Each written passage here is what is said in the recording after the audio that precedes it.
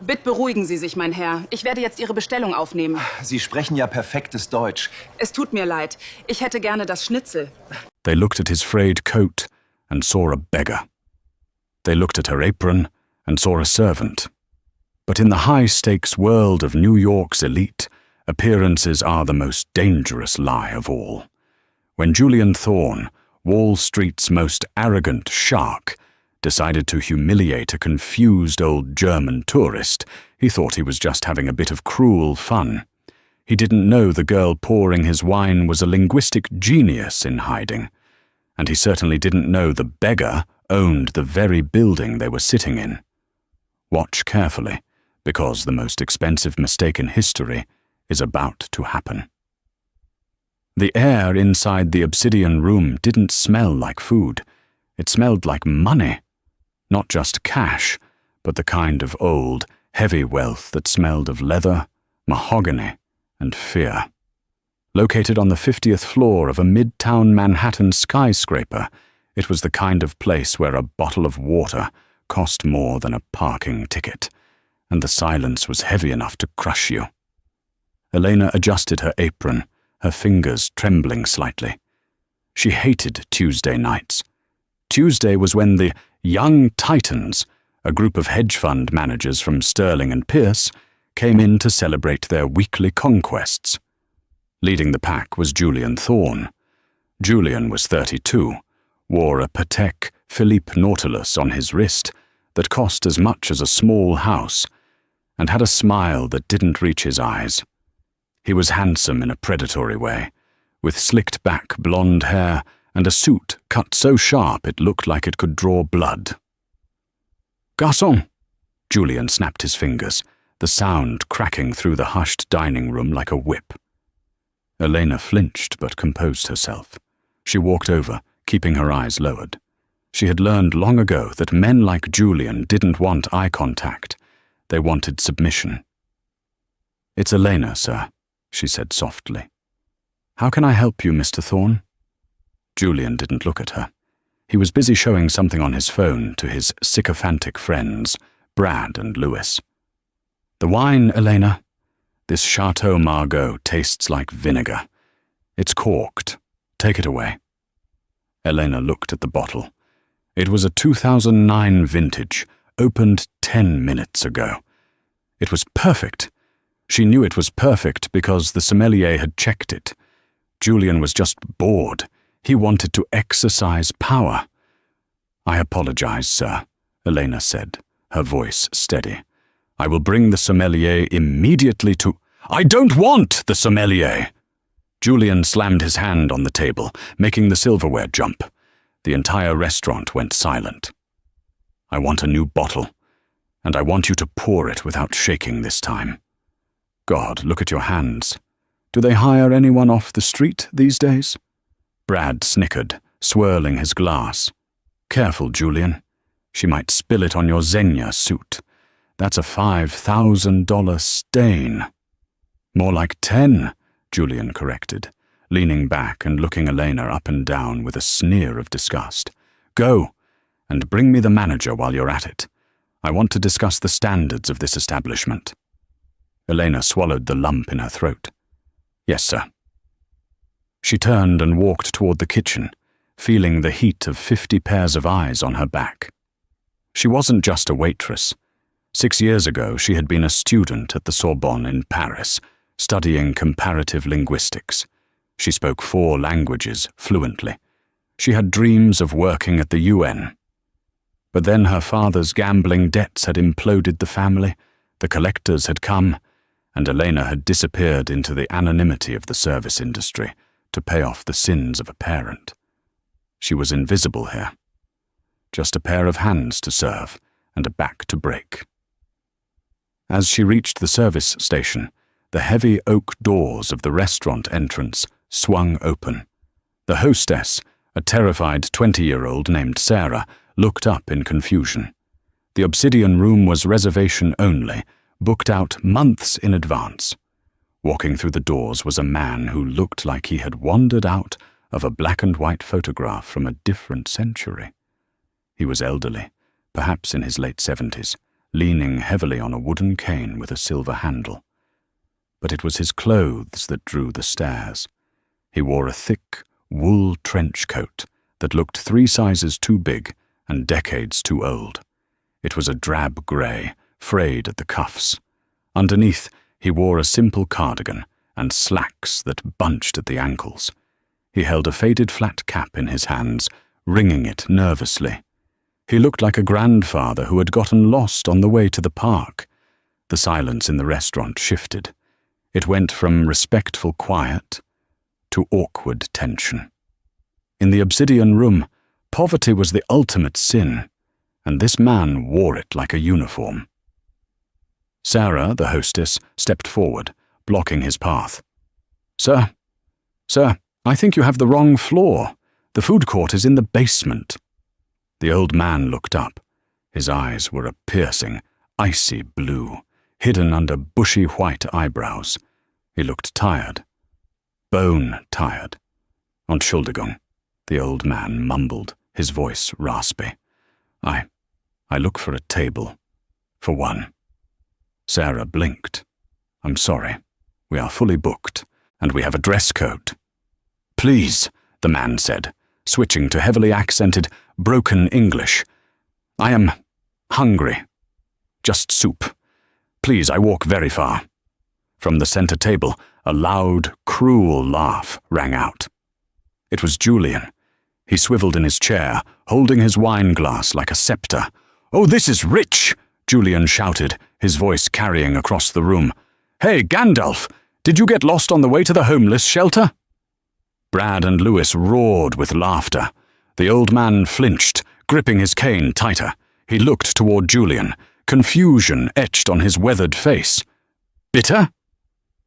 "He doesn't even speak English," Julian scoffed, standing up. He had found a new toy to play with, something more entertaining than harassing the waitress. "Hey, manager, why is there a stray dog in the dining room?" Mr. Galloway, the restaurant manager, came rushing out of the office, wiping sweat from his forehead. He was a man who lived in constant terror of bad Yelp reviews and Julian Thorne's temper. "I'm handling it, Mr. Thorne. I am so sorry," Galloway squeaked. He rushed over to the old man, his face red. "Sir, you need to leave. Now. You are disturbing our VIP guests." "I have money," the old man said softly, reaching into his deep coat pocket. He pulled out a leather wallet. It was worn, cracked, and ancient. "I pay." "It's not about money," Galloway hissed, lowering his voice but grabbing the old man's arm. "Look at you. You're scaring the clientele. Out. Now." Elena watched from the shadows of the kitchen doorway, her heart hammering against her ribs. She saw the old man's hand tremble as Galloway pulled at him. She saw the dignity in his posture despite the rags, and she saw Julian Thorne grinning, pulling out his phone to record the humiliation. "Go on, Galloway," Julian cheered. "Throw him out, or better yet, give him a mop. He looks like he knows how to clean a floor."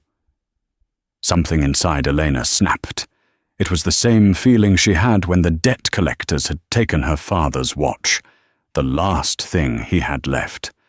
It was the burning heat of injustice. She dropped the tray she was holding. The crash of silverware hitting the floor echoed like a gunshot. Ignoring the protocol, ignoring the fear of losing her tips, Elena marched across the dining room floor. "Let him go," Elena said.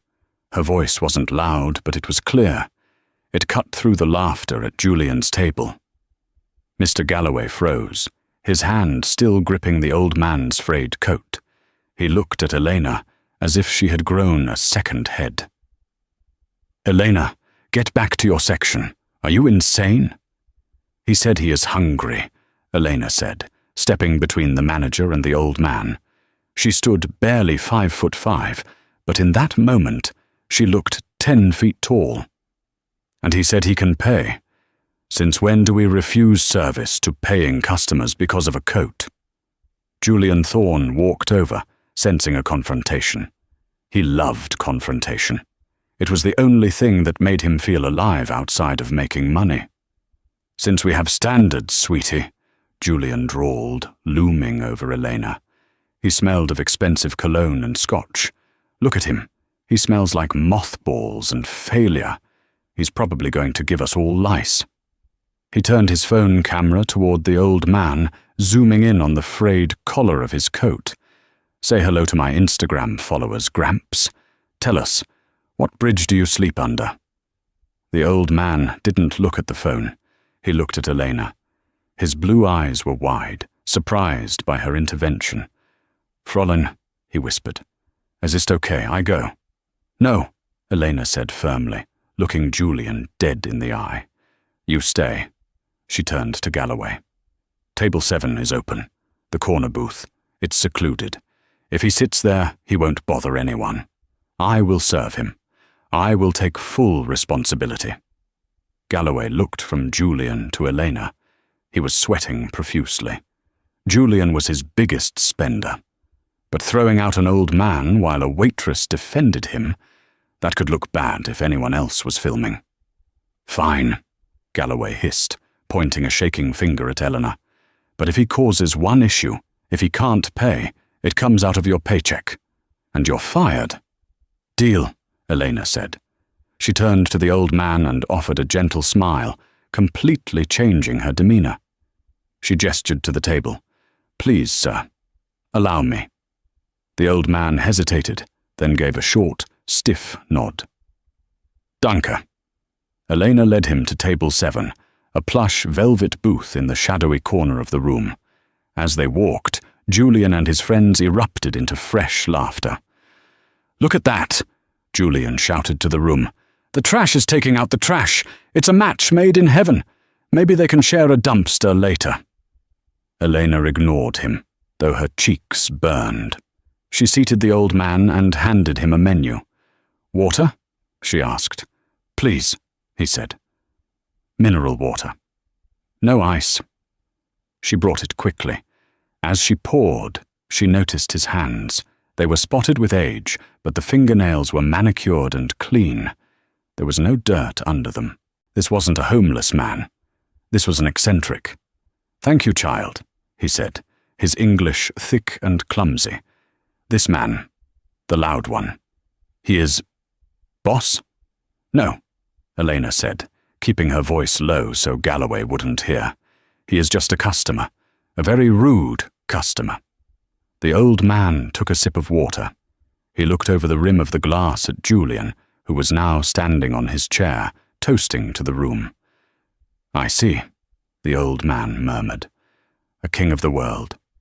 He thinks so, Elena sighed. He works for Sterling and Pierce. He thinks because he manages millions, he owns the people around him. The old man's eyes narrowed slightly at the mention of the company name. Sterling. Und Pierce. Ja, I know this name. Suddenly, a bread roll flew through the air and hit the old man in the shoulder. Elena gasped. She spun around. Julian was laughing, his arm still extended. Oops, my hand slipped. I was trying to feed the pigeons. Hey! Elena shouted, forgetting herself entirely. Stop it! Julian's face darkened. The playfulness vanished. He stepped down from his chair and walked toward table 7, flanked by Brad and Lewis. They looked like a pack of wolves cornering a wounded deer. You speak when spoken to, waitress, Julian snarled. He slammed his hands down on the old man's table, making the water glass jump. He leaned into the old man's face. Hey, Fritz, or Hans, or whatever your name is. Do you know how much this table costs to reserve? $500. Do you have $500? The old man looked up calmly. He didn't blink. I have enough. Show me, Julian demanded. Show me the cash, because I don't think you even have $5. Leave him alone, Julian, Elena warned, stepping in to block him. Move! Julian shoved Elena aside. She stumbled, catching herself on the edge of the booth. Julian grabbed the old man's lapels. I'm doing this restaurant a favor. We don't want you here. You ruin the view. The old man didn't struggle. He simply sighed, a sound of profound disappointment. Then he spoke, but he didn't speak in broken English. He didn't speak to Julian. He looked past Julian, directly at Elena, and spoke in a rapid, komplex stream of German. Hören Sie, Fräulein, dieser Mann ist ein Narr, aber er ist gefährlich. Wenn ich aufstehe, wird er gewalttätig werden. Rufen Sie nicht die Polizei. Ich möchte sehen, wie weit er geht. Listen, miss, this man is a fool, but he is dangerous. If I stand up, he will become violent. Do not call the police. I want to see how far he goes. The room went silent, but only because the language sounded harsh and guttural to the Americans. Julian blinked, then laughed. What was that? Barking? Are you barking at me? Julian mocked, making dog noises. Woof, woof, speak English, you sauerkraut-eating peasant. Brad laughed. Maybe he's putting a hex on you, Julian. He's probably asking for spare change, Julian sneered. He turned to Elena. What did he say, waitress? Did he ask for a handout? Elena straightened her apron. She looked at the old man. She saw the intelligence in his eyes. He was testing her. He was testing them. She took a deep breath. She hadn't spoken German in 4 years, not since she left her life behind. But the muscle memory was there.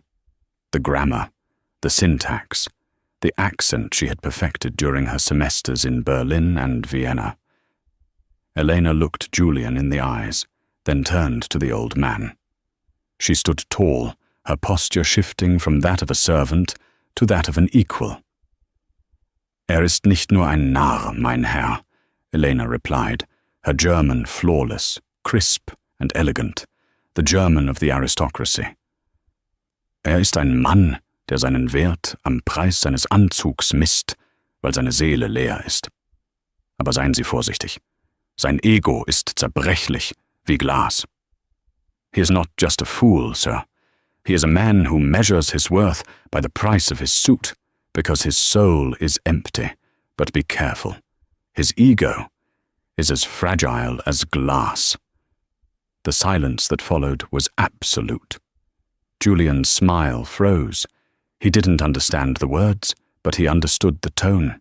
He understood the sudden change in Eleanor's bearing, and he understood that the sauerkraut peasant and the stupid waitress were suddenly having a conversation that he was locked out of. What? Julian stammered, looking between them. What the hell did you just say? The dining room of the obsidian room had gone deathly quiet. The clinking of silverware, the low murmur of business deals. It all stopped.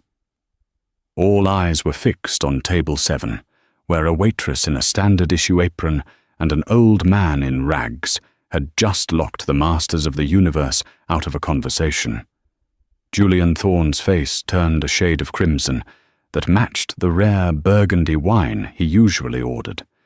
He wasn't used to not understanding things.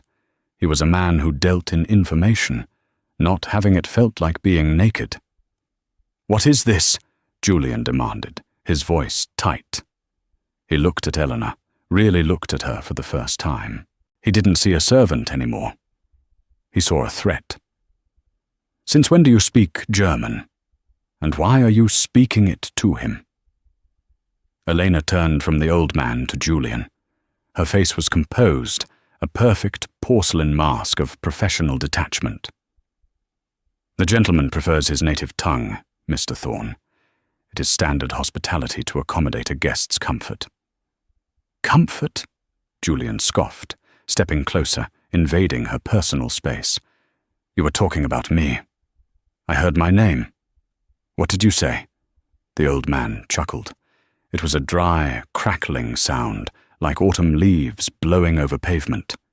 He looked up at Julian and spoke again in German, his voice deeper now, resonating with an authority that didn't match his clothes. "Sagen Sie ihm, dass Angst einen bestimmten Geruch hat, und trägt heute Abend zu viel davon. Tell him that fear has a specific smell, and he is wearing too much of it tonight." Elena fought the urge to smile. She looked at Julian, her expression deadpan. "He says he likes your cologne, sir." Brad and Lewis snickered behind Julian's back. Julian whipped around, glaring them into silence. He knew he was being mocked. He was losing control of the room, and for a narcissist like Julian, that was a fate worse than death. "Galloway," Julian roared, "get over here." The manager scurried over, looking like he wanted the floor to open up and swallow him. "Yes, Mr. Thorne? Is there a problem?" "The problem," Julian jabbed a finger at Eleanor, "is that your staff is colluding with vagrants to insult VIP customers in foreign languages. Fire her. Now, get her out of my sight and throw this bum out onto 5th Avenue. Galloway looked at Elena. He knew she was his best waitress, never called in sick, always picked up double shifts, spoke to customers with perfect grace. But Julian Thorne spent $50,000 a year here. "Elena," Galloway pleaded, sweat dripping down his nose. "Please, just apologize to Mr. Thorne. Speak English. De-escalate this." Elena looked at her manager, a man so beaten down by the whims of the rich that he had lost his spine. Then she looked at the old man, who was watching her with expectant, icy blue eyes. "I have done nothing wrong, Mr. Galloway," Elena said quietly. "I am doing my job." Julian laughed, a harsh, barking sound. "Your job is to do what I tell you. You're a nobody, a tray carrier. I could buy this whole restaurant and turn it into a parking garage just to fire you." He leaned over the table, bracing his hands near the old man's water glass. "And you, Grandpa, you think this is funny? You think she can protect you?" The old man slowly reached into the inside pocket of his tattered trench coat. Julian flinched back, perhaps expecting a weapon. Instead, the old man pulled out a small, worn leather notebook and a gold fountain pen. The pen was exquisite, heavy, older than anyone in the room, with an intricate nib. It was the only thing on him that looked valuable. He opened the notebook and began writing. "What are you doing? Writing your last will and testament?" Julian sneered. "Leave your shopping cart to your pigeons." The old man finished writing, blew gently on the ink to dry it, tore the page out, and folded it. He handed the folded paper to Eleanor. "Behalten Sie das, mein Kind," he said softly in German. "Wenn die Rechnung kommt, geben Sie das dem Manager, aber nicht vorher. Keep this, my child. When the bill comes, give this to the manager, but not before." Eleanor took the paper. It felt heavy in her hand. She tucked it into her apron pocket. "What did he give you?" Julian demanded, his curiosity eating him alive. "A love note? A coupon for soup?" "He would like to order dinner now," Elena said, ignoring Julian completely and turning her back to him to face the old man. Julian stood there, stunned. He had been dismissed by a waitress. He retreated to his table, seething. He downed his wine glass in one gulp. "Let them play their little game," he spat to Brad and Lewis. "When the bill comes, and that old fraud can't pay, I'm going to make sure the police drag them both out in cuffs. Watch." Elena felt like she was walking a tightrope over a canyon. She could feel Julian's murderous gaze boring into her back every time she moved. At table 7, the old man, she still didn't know his name, seemed entirely unbothered. He surveyed the dining room with the critical eye of someone used to inspecting things he owned. "The soup, sir?" Elena asked, ready to suggest the roasted tomato bisque, the cheapest item on the menu. The old man shook his head. He picked up the heavy leather menu and didn't even look at the prices. "I will have the lobster thermidor," he said, in clear, heavily accented English, ensuring Julian could hear him. "And the Kobe beef tartare for an appetizer." Elena froze. The lobster thermidor was $180, The tartar was $95. "Sir," Elena whispered, leaning in close, "are you sure? Those are very expensive items." The old man looked up at her, his blue eyes twinkling with a mischievous light. "You worry about the bill, Fräulein?" "I worry about you," she admitted. "Mr. Thorne is waiting for you to fail. He wants to humiliate you." "Let him wait," the old man said. "And for wine." He paused, scanning the massive wine list. He tapped a finger on a listing near the bottom of the last page. "This one. The 1982 Chateau Lafite Rothschild." Elena nearly dropped her order pad. The dining room went silent again. Everyone knew what that wine was. It was the crown jewel of the Obsidian Room's cellar. It cost $4,000 a bottle. Even Mr. Galloway at the front desk choked on his water when he heard the order. From Julian's table, a loud, triumphant laugh erupted. "He's insane!" Julian shouted, gleeful. "I told you, he's a mental patient. Let him order it, Galloway. Bring him the bottle. I want to see his face when he realizes he has to wash dishes for the next 10 years to pay for it." Galloway rushed over to Eleanor, panicked. "Eleanor, don't you dare ring that in. He can't pay for that. We'll be out thousands." Eleanor looked at the old man. He sat with quiet dignity, waiting. She remembered the weight of the gold pen he had used. She remembered the intelligent defiance in his German words. And she remembered the way men like Julian had looked at her father just before they ruined him.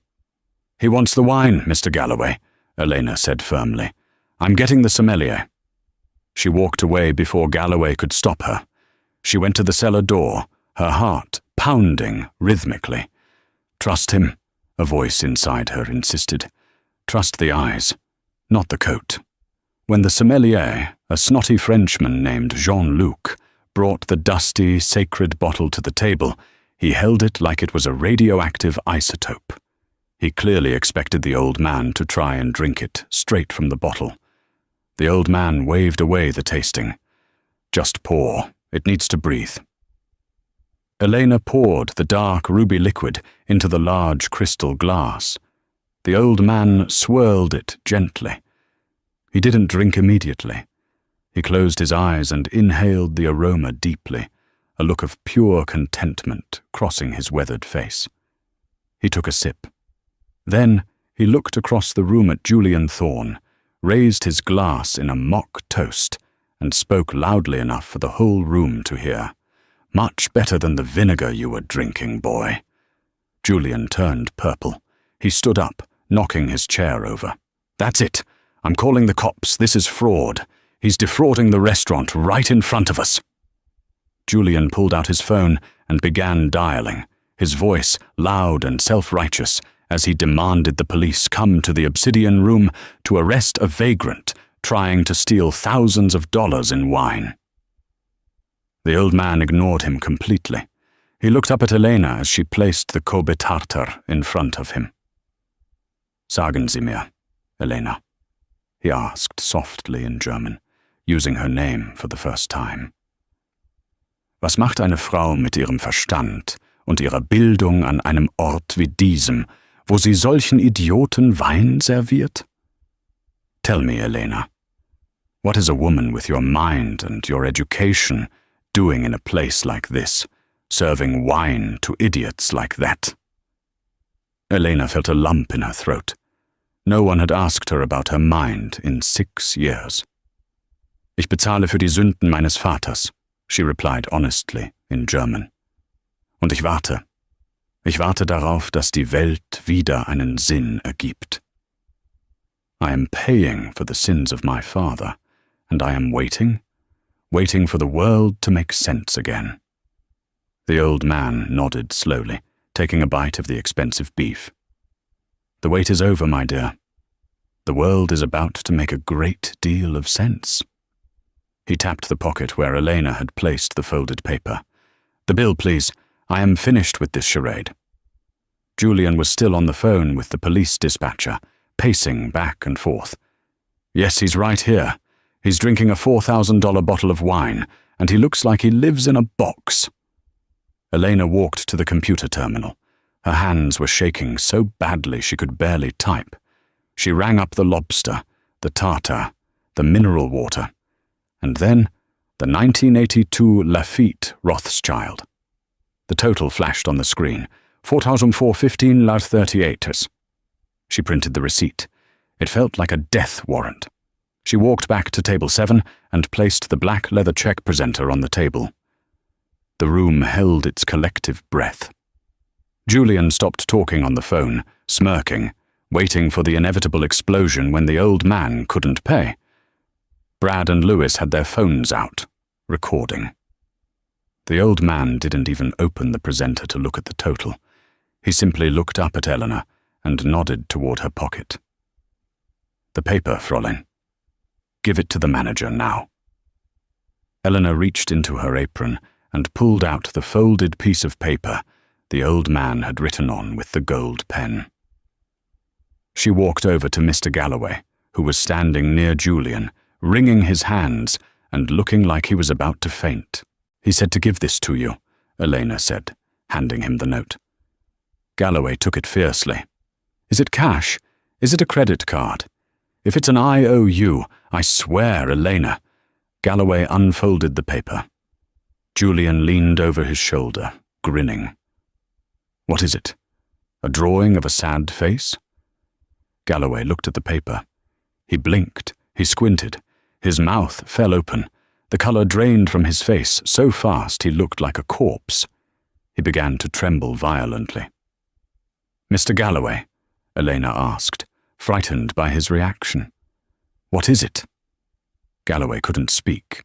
He just slowly raised his eyes from the paper and looked across the room at the old man in the dirty coat, who was calmly finishing his wine. Galloway dropped the paper. It fluttered to the floor, landing face up near Julian's polished shoes. Julian looked down. It wasn't a check. It wasn't cash. It was a simple, handwritten note in elegant script. It had just 6 words on it, followed by a signature. Julian read it, and his entire world stopped spinning. The note read, "Buy this building. Fire the tenants.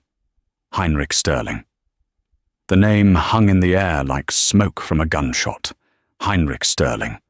To the average person, it might have just been a name. But to anyone in finance, to anyone in New York City, real estate, banking, or global trade, it was the name of a deity. Heinrich Sterling was the reclusive, ghost-like founder of Sterling and Pierce, the very firm that paid for Julian Thorne's suits, his watch, and his ego. He hadn't been seen in public for 10 years. Rumors said he was dead, or living on a private island, or running the world from a bunker in the Swiss Alps. He was the man who had shorted the housing market in 2008 before anyone else. He was the man who bought entire countries' debt, and Julian Thorne had just thrown a bread roll at him. Julian stared at the note lying on the floor. His brain was misfiring, trying to reject the reality before him. "No," he whispered, his voice cracking. "No, this is a prank. It's a setup." He looked around wildly, his eyes landing on Eleanor. "You set this up. You and this old drunk. You printed a fake note." Mr. Galloway, however, was not in denial. He was in shock. He had seen the signature of Heinrich Sterling on the lease agreement for the restaurant space. The Obsidian Room rented this space from a holding company owned by Sterling. He knew that jagged, aggressive signature better than his own wife's handwriting. "It's him," Galloway whimpered, sinking to his knees to pick up the paper with trembling hands. "Oh God, it's him." At table 7, the transformation was terrifying to behold. The beggar didn't stand up immediately. He simply finished his glass of the 1982 Rothschild, setting the crystal flute down with a delicate clink that sounded louder than a scream in the silent room. Then he stood. He didn't lean on the cane. He didn't hunch his shoulders. He stood to his full height, which was over 6 feet. The frailty was an act. The confusion was a mask. The man standing there now radiated a power so intense that the air pressure in the room seemed to drop. He adjusted his frayed coat, but now it didn't look like rags. It looked like the eccentric armor of a king who didn't need to impress anyone. He walked slowly toward Julian. The sound of his footsteps on the marble floor was rhythmic, heavy, inevitable. "Mr. Thorne," the old man said. He didn't speak in the broken, mumbled English of the confused tourist. He didn't speak in the guttural German he had shared with Eleanor. He spoke in perfect, crisp, transatlantic English, the accent of old money, of boarding schools, of power. "I believe you were calling the police?" the old man asked, stopping 2 feet from Julian. "Do not let me stop you. I would love to meet the NYPD. I believe the commissioner is on my board of directors." Julian was shaking, physically shaking. The glass of wine in his hand tilted, spilling red liquid onto his pristine cuff, but he didn't even notice. "Mr. Sterling," Julian gasped, the air leaving his lungs. "Sir, I had no idea that you were speaking to your employer." Sterling finished the sentence for him, his voice dangerously calm. "That is obvious. But that is not what offends me, Julian." Sterling reached out and plucked the smartphone from Julian's hand. He looked at the screen, which was still recording a video for Instagram.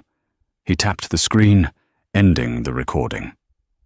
"What offends me," Sterling continued, his voice dropping an octave, "is that my firm, my name, is represented by a man who lacks the basic intelligence to recognize quality." He gestured to the bottle of wine on the table. "You sent back a 2009 Margot because you wanted to show off. A child does that. A leader does not." He gestured to Elena, who was standing by the POS terminal, still paralyzed by the revelation. "And you treated a woman of superior intellect like a servant because she wears an apron. You judge the book by the cover, Julian, and in my business, that is how you lose billions." Brad and Lewis, the sycophants, were slowly backing away, trying to distance themselves from Julian as if he were radioactive. "Sir, please," Julian stammered, sweat pouring down his face, ruining his makeup. "I was just having a bad night. The stress of the market. The Q3 earnings." "The Q3 earnings," Sterling repeated, a small, cruel smile playing on his lips. "Yes, I saw your portfolio this morning, Julian. You are heavy on tech shorts and long on fossil fuels." Julian blinked. "Yes, sir." "The market shifts, sir." "The market has already shifted," Sterling snapped. "And you missed it. You are down 4% this quarter." Julian turned pale. "It's a temporary correction. I have a strategy." "You have an ego," Sterling corrected. "And as I told this charming young lady in German," he glanced at Elena, "your ego is fragile as glass." Sterling turned to Galloway, who was still clutching the note. "Manager," Sterling said. Yes, Mr. Sterling. Anything," Galloway squeaked. "This man," Sterling pointed his cane at Julian, "is disturbing my dinner. He is loud, he is rude, and he smells of desperation. Please remove him." The irony hit Julian like a physical blow. 10 minutes ago, he had used those exact words to try and evict Sterling. Galloway didn't hesitate. He saw a chance to save his own skin. He straightened his tie and marched up to Julian. "Mr. Thorne," Galloway said, his voice surprisingly firm, "I'm going to have to ask you to leave." "You can't be serious," Julian hissed. "I'm Julian Thorne. I spend—" "Out!" Galloway shouted, pointing to the door. "Before I call the police and have you arrested for harassment." Julian looked around the room. The other diners, people he knew, people he wanted to impress, were all staring. Some were filming. His humiliation was total. He glared at Sterling, then at Eleanor. "This isn't over," he whispered. "You think you've won? I'm still a partner at the firm. HR will hear about this." Sterling laughed. It was a deep, belly laugh. "Oh, Julian, you really don't understand how the world works, do you?" Sterling turned his back on him. "Get out of my sight. I have business to discuss with my dinner companion." Julian, red-faced and trembling, stormed out of the restaurant, followed by the scurrying figures of Brad and Lewis, who didn't even look back. The heavy doors swung shut. The silence returned. But this time, it wasn't a silence of fear. It was a silence of awe. Sterling sighed and looked at his table. He looked at Elena. "Well," he said, his eyes twinkling. "Now that the trash has been taken out, as the young man so eloquently put it. Elena, would you please join me? The lobster is getting cold." Elena stood frozen. Her mind was racing. Heinrich Sterling. The myth. She had studied his economic theories at the Sorbonne. She had written a paper on his acquisition strategies in emerging markets, and she had just served him soup while he wore a coat that looked like it had been chewed by rats. I can't sit, sir," Elena stammered. "I'm on the clock. Mr. Galloway will—" "Mr. Galloway," Sterling said, without looking at the manager, "will bring a second chair. He will also bring a second glass for the Rothschild, and then he will go into his office and pray I don't terminate the lease on this building tomorrow morning. Isn't that right, Mr. Galloway?" "Yes. Yes, sir. Absolutely, Mr. Sterling." Galloway rushed to grab a velvet chair from a nearby table, placing it opposite Sterling. He brought a crystal glass, polished it frantically with a napkin, and set it down. "Please, Elena, sit. Take the rest of the night off. Take the week off." Elena untied her apron. Her hands were still shaking, but a strange calm was settling over her. She folded the apron and placed it on the service station. She smoothed her black dress and sat down across from the Billionaire. She felt the eyes of every patron in the room on her. She was no longer invisible. Sterling poured the wine for her himself. "Prost," he said, raising his glass. "Prost," Elena replied, clinking hers against his. He took a bite of the lobster, savouring it. "You were right to recommend the Thermidor. It is excellent. But tell me, Elena, you lied to me earlier." Elena choked on her wine slightly. I did?" "Yes," Sterling said, wiping his mouth with a linen napkin. "You told me you were paying for your father's sins. That is a noble sentiment. But when I asked what a woman of your education was doing here, you said you were waiting for the world to make sense." He leaned forward, his blue eyes piercing. "The world never makes sense, Elena. You have to force it to. Why are you really here? Why did you leave Paris?" Elena looked down at the dark red wine. She hadn't told anyone the full truth in years. But something about this man, perhaps the way he had dismantled Julian, or the way he appreciated the wine, made her want to be honest. "My father was a banker, too," Elena said softly. "In Frankfurt, he got involved in schemes, high-risk derivatives. When the market turned, he lost everything. His clients' money, our home, his reputation. He took his own life." Sterling's expression didn't change, but his eyes softened slightly. "I inherited the debt," Elena continued. "Not legally, perhaps, but morally. The people he owed, they are not the kind of people you send to voicemail. I left Paris because they found me there. I came to New York to disappear, to make cash, to pay them off slowly, month by month." "How much?" Sterling asked. 200,000 euros left," Elena said. "I've paid off half," Sterling hummed. He took another sip of wine. "You speak German, French, English? What else?" "Italian," Elena said. "And some Mandarin. I was focusing on Asian economic markets in my final year." Sterling raised an eyebrow. "Mandarin?" Really? He suddenly switched languages again. This time he spoke in rapid, tonal Mandarin. Tell me, what is your opinion on the current liquidity crisis in the Chinese property sector? Elena blinked.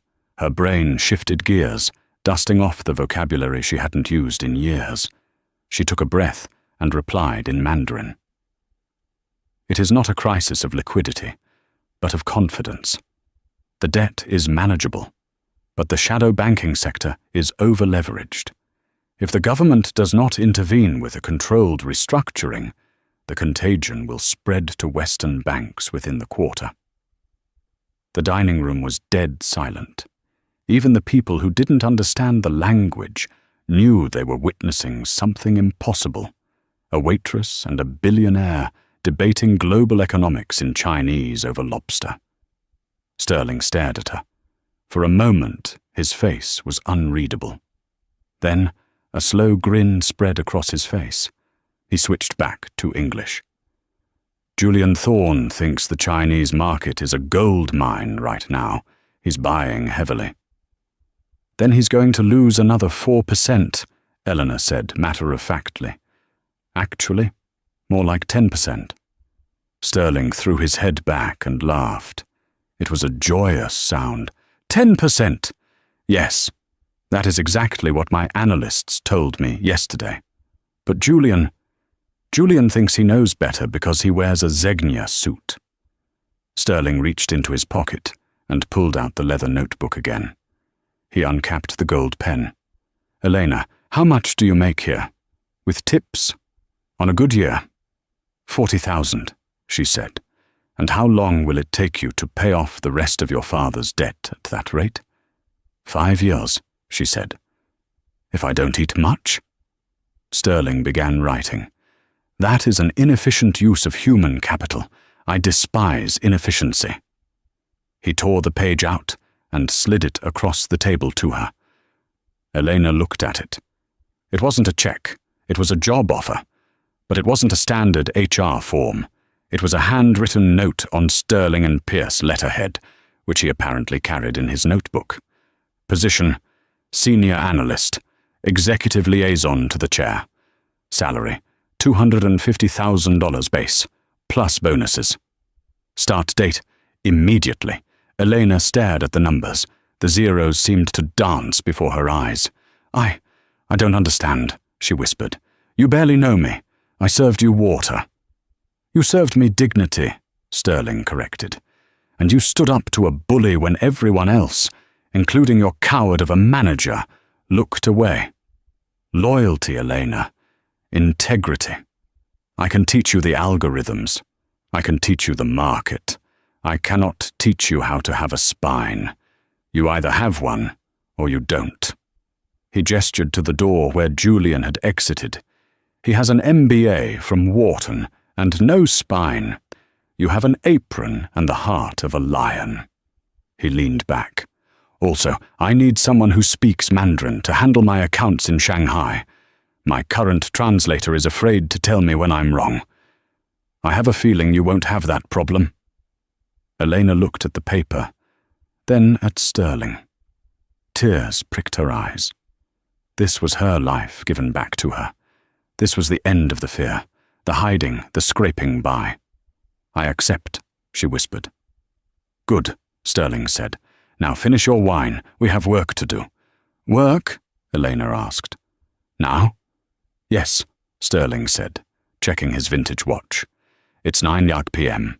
The Asian markets are opening in an hour.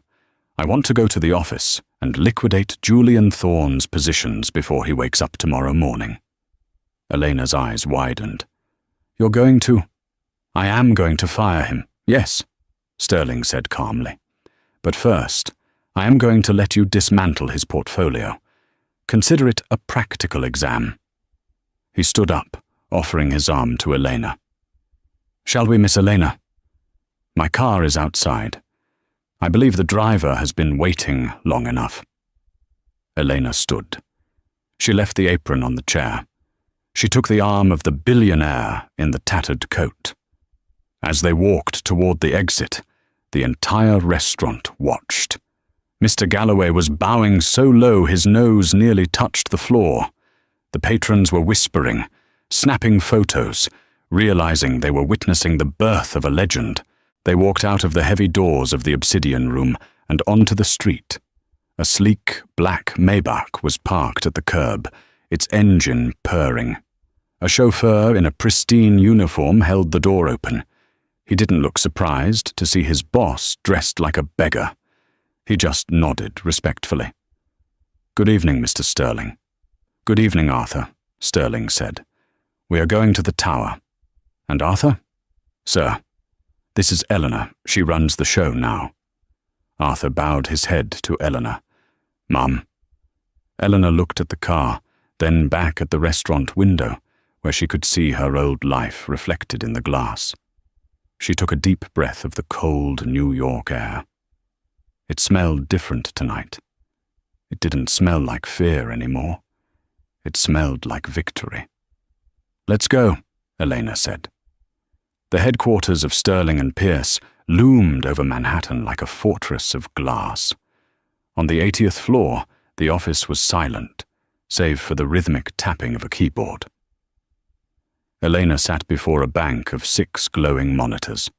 Heinrich Sterling stood beside her, no longer the beggar in the frayed coat, but a titan of industry in a cashmere cardigan. "Do you see it?" Sterling asked softly. Elena nodded, her eyes scanning the jagged red lines. "He's over-leveraged in lithium futures. He's using high-frequency algorithms to hide the volatility. It's reckless." "It's arrogant," Sterling corrected. "He believes the market bends to his will. He has leveraged everything to cover his tech shorts. If the price drops even 2%, he is insolvent." "And you want me to trigger it?" Elena asked. "I want you to cut the cancer out of this company," Sterling said. "Dump our holdings. Flood the market." Elena didn't hesitate. She thought of Julian's laughter, the bread roll he threw, the way he looked at her father's generation with contempt. She pressed enter. On the screens, the numbers plummeted. It was a digital slaughter. In seconds, millions of dollars in artificial value evaporated. Julian Thorne's career was dead before he even woke up. The next morning, Julian stepped out of his town car at 8:45 a.m. He felt groggy but confident. "Sterling is just a senile old man," he told himself. "I generate too much profit. They can't touch me." He smirked at the receptionist and swiped his badge at the turnstile. Beep, beep. A red light flashed. "Access denied." Julian frowned and swiped again. "Stupid machine." "It's not the machine, Mr. Thorne," said Mike, the head of security, stepping forward with 2 large guards. "Your clearance is revoked." "Revoked?" Julian laughed nervously. "Do you know who I am? I run this floor. Call the CEO. I demand to see Sterling." "You can see him," a voice echoed from above. Julian looked up. Standing on the marble mezzanine balcony was Heinrich Sterling, dressed in an impeccable navy suit. And standing next to him, holding a tablet and wearing a sharp, tailored grey blazer, was Eleanor. She didn't look like a waitress. She looked like a queen surveying her kingdom. Julian's jaw dropped. What? What is she doing here? "She's working, Julian," Sterling announced, his voice carrying across the silent lobby. "She's my new senior executive liaison. And her first task last night was to audit your portfolio." "My portfolio is fine," Julian shouted, sweat beading on his forehead. "Your portfolio is gone," Elena said, her voice calm and amplified by the acoustics. "We liquidated your lithium positions at 4 a.m. The margin calls triggered immediately. You are bankrupt, Mr. Thorne." "You crashed my accounts?" Julian screamed. "That's sabotage." "It's risk management," Sterling replied coldly. "You were gambling with my money, and you lost." Sterling nodded to the guards. "Remove him. If he returns, call the NYPD." As the guards grabbed his arms, Julian struggled, his dignity shattering. Get off me! I'm a partner! You can't do this!" Elena stepped to the railing, looking down at the man who had treated her like furniture. She spoke one last time, loud enough for him to hear, in perfect German. "Und wie ich Ihnen schon sagte, Ihr Ego ist zerbrechlich wie Glas. And as I told you, your ego is fragile as glass." The realization hit Julian like a physical blow. The waitress, the language, the beggar. He had dug his own grave. Screaming in impotent rage, he was dragged backward out the revolving doors and thrown onto the cold pavement of Wall Street. 6 months later, Elena sat in her corner office overlooking Central Park. Her phone rang.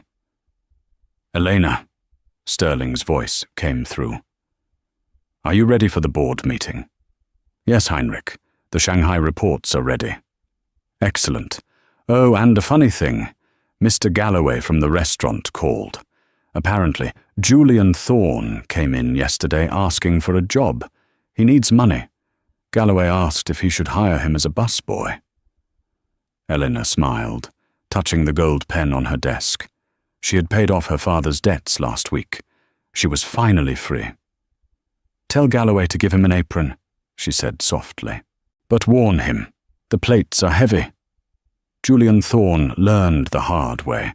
The true power doesn't scream. It whispers. He thought he could judge a book by its cover. But he forgot that the most valuable stories are often hidden in the plainest wrappers. He mocked a man for his coat and a woman for her apron, never realizing that he was standing in the presence of kings and queens in disguise. In the end, his arrogance cost him everything, while Elena's kindness and intelligence won her the kingdom. It's a reminder to us all. Be careful who you step on while you're climbing the ladder, because you never know who you might meet on the way down. What would you have done if you were in Elena's shoes? Would you have stood up to Julian or kept your head down? Let us know in the comments below. If you enjoyed this story of instant karma and justice, please hit that like button. It really helps the channel. And don't forget to subscribe and ring the notification bell so you never miss a new story. We post dramatic tales of truth and triumph every single week. Thanks for watching, and remember, kindness is free, but karma pays in full. See you next time.